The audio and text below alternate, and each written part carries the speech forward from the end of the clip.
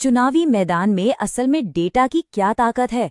चलिए आज इसे समझते हैं एक असली केस स्टडी के जरिए। तो सवाल बहुत सीधा है। एक ऐसी सीट कैसे जीती जाए जहां आपकी पार्टी का कोई इतिहास ही ना हो? ये वो पहेली है जिसका जवाब आज हम डेटा में ढूंढने की कोशिश करेंगे। तो चलिए सीधे मुद्दे पर आते हैं। हम बात कर रहे हैं जम्मू कश्मीर के श्रीनगर के हजरत बल विधानसभा सीट की। ये एक ऐसा इलाका है जिसका अपना एक खास सियासी मिजाज और माहौल है।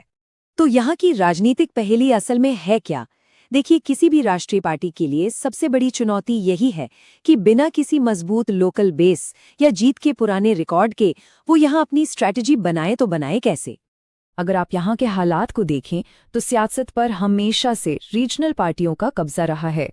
वोटर टर्नआउट यानी मतदान प्रतिशत काफी कम रहा है, जो बताता है कि लोगों में एक तरह की मायूसी है और उनकी जो बुनियादी जरूरतें हैं वो सालों से नजरअंदाज होती रही हैं। किसी भी कामयाब रणनीति की नींव जमीनी हकीकत पर ही रखी जाती है। तो सबसे पहले ये समझना होगा कि हजरत बल के लोग आखिर चाहते क्या हैं, डेटा हमें क्या बताता है। और यहीं पर एक बहुत दिलचस्प बात सामने आती है। लोगों की असली परेशानियां बड़ी बड़ी राष्ट्रीय बहसों से नहीं बल्कि उनकी रोजमर्रा की जिंदगी से जुड़ी हैं। उन्हें क्या चाहिए? एक 2400 घंटे खुला रहने वाला अस्पताल, बेहतर सड़कें और एक प्रॉपर ड्रेनेज सिस्टम। ये चार्ट देखिए, तस्वीर और भी साफ हो जाती है। हेल्थ केयर, सड़कें और पार्क, यही हैं टॉप 3 मुद्दे। ये साफ साफ इशारा करता है कि जनता जो चाहती है और जो उसे असल में मिल रहा है उसके बीच एक बहुत बड़ी खाई है। किसी भी जगह के आज को समझने के लिए उसके कल को खंगालना बहुत जरूरी होता है, और पिछले चुनावों के नतीजों में कई अहम सुराग छिपे हुए हैं। ये टाइमलाइन पिछले 40 सालों के सियासी उतार चढ़ाव को दिखाती है।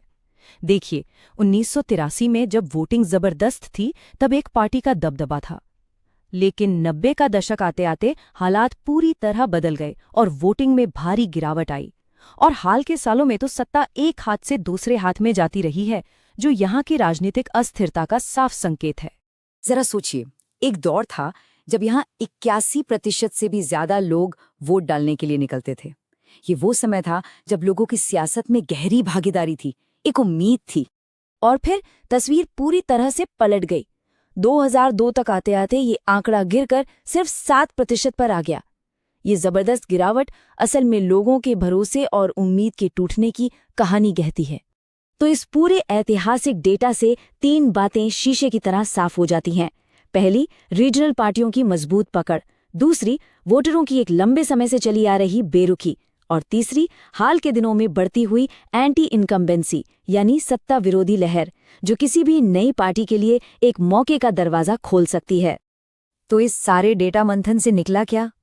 इसका जवाब है एक मजबूत और 4 तरफा ब्लूप्रिंट, एक एक्शन प्लान। इस ब्लूप्रिंट का पहला स्तंभ सीधा लोगों की सबसे बड़ी शिकायतों पर चोट करता है। इसका मंत्र है वादे नहीं, काम।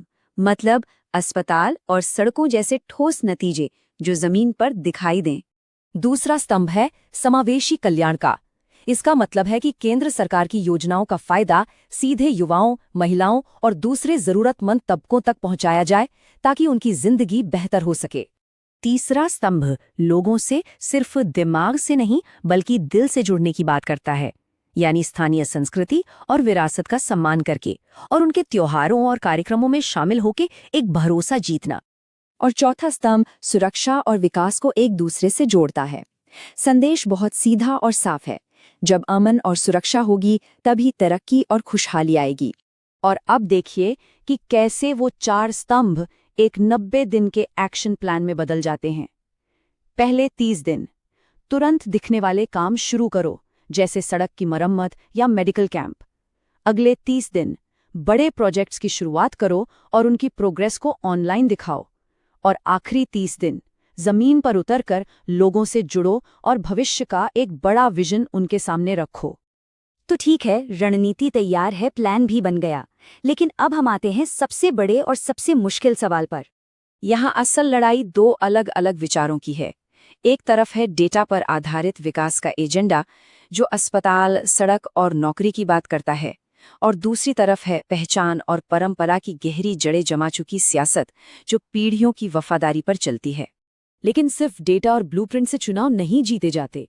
इन्हें जमीन पर उतारने के लिए एक चेहरा भी चाहिए, एक ऐसा प्रगतिशील नेता जिसकी जड़ें तो अपनी जमीन में हो लेकिन नजर भविष्य के विकास पर टिकी हो, एक ऐसा इंसान जो दोनों के बीच संतुलन बना सके। तो आखिरी और सबसे बड़ा सवाल यही है, क्या डेटा और विकास का एजेंडा पहचान और वफादारी की राजनीति पर भारी पड़ सकता है? इस सवाल का जवाब सिर्फ हजरत बल का नहीं, बल्कि हमारे दौर के लोकतंत्र का भविष्य तय कर सकता है।